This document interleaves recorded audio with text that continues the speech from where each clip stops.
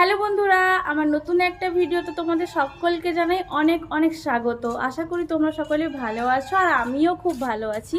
তো এখন বাজে 9:58। আজকের ব্লগটা আমি এখান থেকেই শুরু করলাম। আর খুব খিদে পেয়েছে, এখন দিদিকে গিয়ে একটু পটাবো যাতে একটু বেগুনি করে দেয়, কারণ বেগুনি খেতে খুব ইচ্ছে করছে। আর ঘরে একটু কারেন্টের টুকটাক কাজ হচ্ছে। আর সারাদিন কি করছি না করছি সবটা তোমাদের সাথে শেয়ার করব। আর আজকের দিনটাতে আমি খুব ব্যস্তও থাকবো। তো কেন ব্যস্ত থাকবো, কী জন্য থাকবো, সবটা তোমাদেরকে দেখাবো। কারণ পুজো তো দোরগোড়ায় এসে দাঁড়িয়েছে, এখনও আমার কোনো কিছু কমপ্লিট হয়নি। কি পরে বেরোবো, কি করব না করব, তো সেসব গোছাতে হবে। তো সবটা তোমাদেরকে দেখাবো। ব্লগটা স্কিপ করো না, পুরো ভিডিওটা দেখো, আশা করি তোমাদের খুব ভালো লাগবে। এই যে দিদি এক্ষুনি ঘুম থেকে উঠলো। তো এখন আমি আমার আর্জির কথা বলবো, জানি না পূরণ করবে কি না। বলছি বেগুনি করে খাওয়াবি, জোরে বল না, শুনতে পাই না। দেখি করে খাওয়া, করে খাওয়া রে। দিদি আমার রান্না ভালো করে, তাই তার পিছন ধরেছি। ও মা, বাবা বললো মাংস নিয়ে আসবে আর ছাতুর টক করতে, আর আমার জন্য কিছু একটা করে দিতে। বল, খাওয়াবি তো? ব্যাস। মাম্মাম তো বেগুনি খাবে না, মাম্মামের জন্য কি হবে? ব্যাস, তাহলে পকুড়ি তার জন্য একটু করে দাও, আমার জন্য একটু বেগুনি। ঠিক আছে, চলো দে তালি, তোর জন্য আমি ব্যবস্থা করে দিলাম। ক্যামেরা দেখলেই কত অঙ্গি ভঙ্গি স্টার্ট হয়ে যায়। পড়তে বসছিলি? খেয়ে দিয়ে পড়তে বসবি মানে পড়ার ইচ্ছে নেই না? সত্যি আছে। গাইস, তোমাদের আমি বলে রাখছি, ওর রেজাল্টটা আমি তোমাদের সবাইকে দেখাবো। ভালো করুক বা খারাপ করুক, খারাপ করলে তোমরা সবাই খারাপ ওকে বলে দেবে, ঠিক আছে? বলে দিলাম সবাইকে। এবার তুই পড়বি কেমন করে ভেবে নি। জোরে বলে দে, আর না পড়লে মান সম্মান চলে যাবে। চশমা আছে? চশমা আমার বাবার আছে, তবে বাবা পরে চলে গেছে। নেই?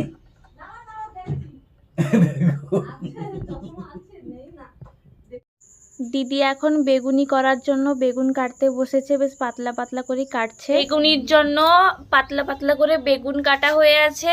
আর এই যে বেসনটা মাখিয়ে রেখেছে, কড়াইতে তেল গরম করতে দিচ্ছে এখন। এই যে কড়াইতে তেল গরম করতে দিল। কিন্তু বেশি কেন বলো তো, বড় বড় বেগুন আছে না, ফুলবে না, জানো, বুঝো কষ্টটা। শুধু তেল খরচা করবে বলে তোমাকে তেল মারলো একটু। যাই হোক করুক, বাবলি বলেছিল আমাকে 1 প্যাকেট তেল কিনে দিবে। হও, কিনে দেবো। আমার ইউটিউব দাঁড়িয়ে যাক, তোমাকে কিনে দেবো। ও কবে ইউটিউব দাঁড়াবে তখন তুই আমাকে এনে দিবি। হ্যাঁ, ততদিন তুমি জল দিয়ে রান্না করো। ততদিন আমি বেঁচে থাকবো তো? থাকবে না, কোথায় যাবে?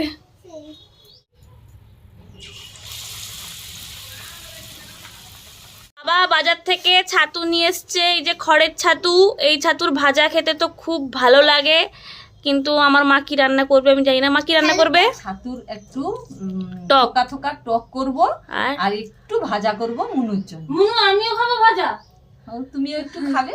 ঠিক আছে। একটু বেশি করে লঙ্কা বাটা দিবে তো। বড় লঙ্কা খেতে ভালোবাসে।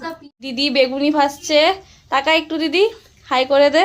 হ্যাঁ হ্যাঁ, আমাদের গরমা গরম বেগুনি একদম তৈরি।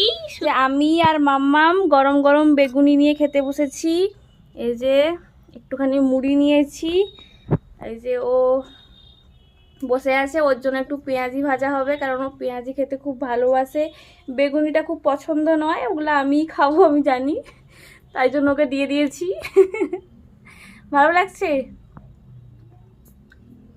ঠিক আছে, চলো আমরা খেয়ে তারপর তোমাদের সাথে আবার কথা বলতে আসছি। টাটা।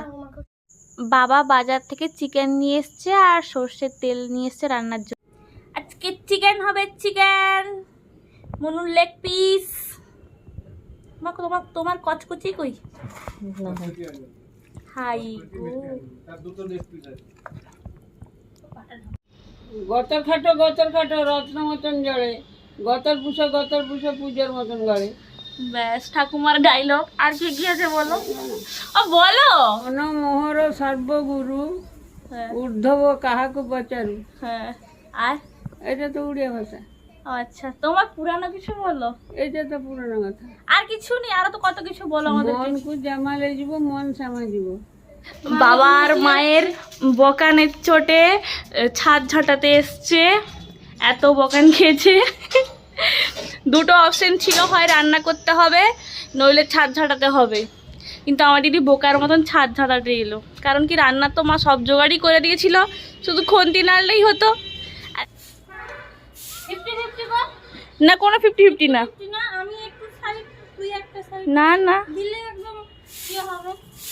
তুমি ঝাঁটাও বাবা, আমি এখানে ঝাঁটাতে আসিনি, আমি তোমার সঙ্গে এসেছি সঙ্গ দিতে। আমি ওকে সঙ্গ দিতে এসেছি, কাজ করতে আসিনি।